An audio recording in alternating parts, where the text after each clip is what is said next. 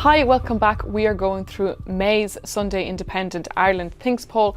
I'm Gabia Gatavitsky, the political correspondent at the Irish and Sunday Independent, and I'm joined by our top pollster, Kevin Cunningham, who was up late last night carrying out this poll for us. So Kevin, why don't you take us through the state of the parties?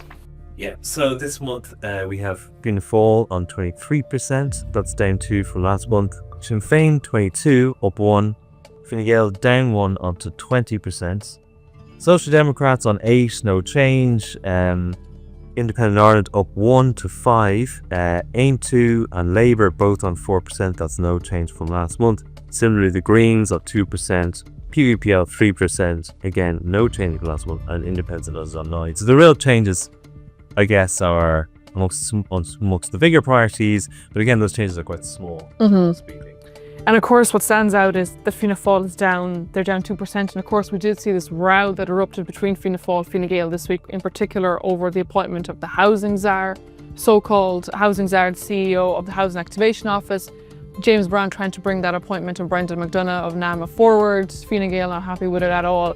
And Fianna Fáil have taken a bit of a hit for it. I mean, Fine Gael are still, I think, in that third slot. They're down 1, but they're still on 20%. Probably they'll be happy enough with that. But Fianna Fáil really have taken the hit there, haven't they? Yeah, they have. I mean, we've other polling on a particular topic, look at exactly who's to blame and that sort of stuff. But even this kind of transcends leadership approval rating. We hold margins down 3 points. Simon Harris is also down 3 points. Measures. I think, in some sense, the government itself is, particularly through this housing issue, is losing some of its credibility. One of the questions we had was whether people to disapprove of how the government's handling its job, and the number on that, the disapproval rating, I guess, is up to 56%. Yeah, and that's really where Fianna Fáil has taken the hit, and I think we're talking about now Micheál Martin's first 100 days in office, his second stint as Taoiseach. Really, I think he's worried about his legacy to an extent as well, because if you look at the most important issues for voters in your poll too, I mean, housing has climbed by 12 points from 50 up to 62, so it keeps increasing. I mean, we did see immigration was a big issue even way before the general election, but housing has really crept up there, and I think this row really has hit the government where it hurts most, and particularly Fianna Fáil. They'll be disappointed to see Micheál Martin's own personal ranking fall, their own ranking instead of the party's fall, but also housing is much more of an important issue and really dictates how the government is viewed, I think, by the public. So when you look at those results, do you approve or disapprove? 56% are saying, I don't approve at all. And when the question was asked, do you think Ireland is going in the right direction or the wrong direction? 47% are saying the wrong direction, which is up by 5 points from the previous poll. Now, a third are saying the right direction, but that is less from the previous poll. So people really are not very inspired by Fianna Fáil or their housing policies, and particularly this row hasn't done Fianna Fáil any favours. Because it's not an issue they're certainly perceived to be quite competent on.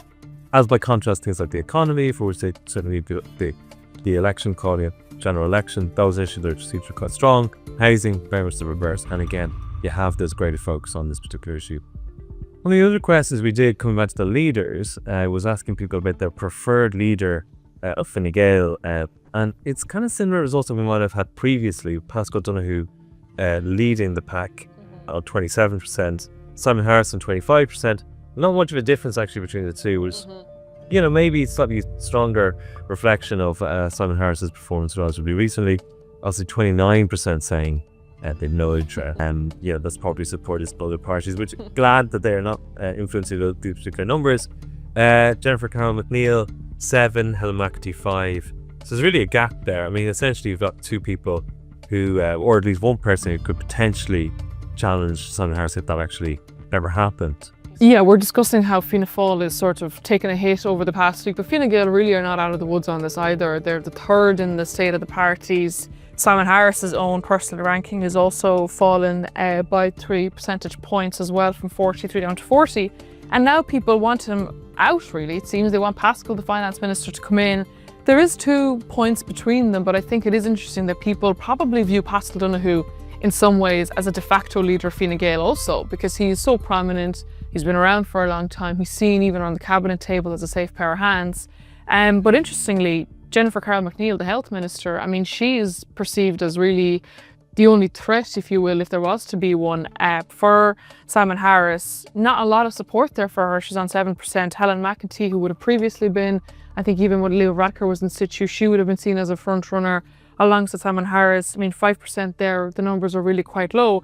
But I will make the point that Paschal Donohoe, you know, even right before the election, we were talking about him potentially going off, heading up the IMF, one of the most desirable roles in the world, how close he is to Christine Lagarde and all these top people, you know, internationally. When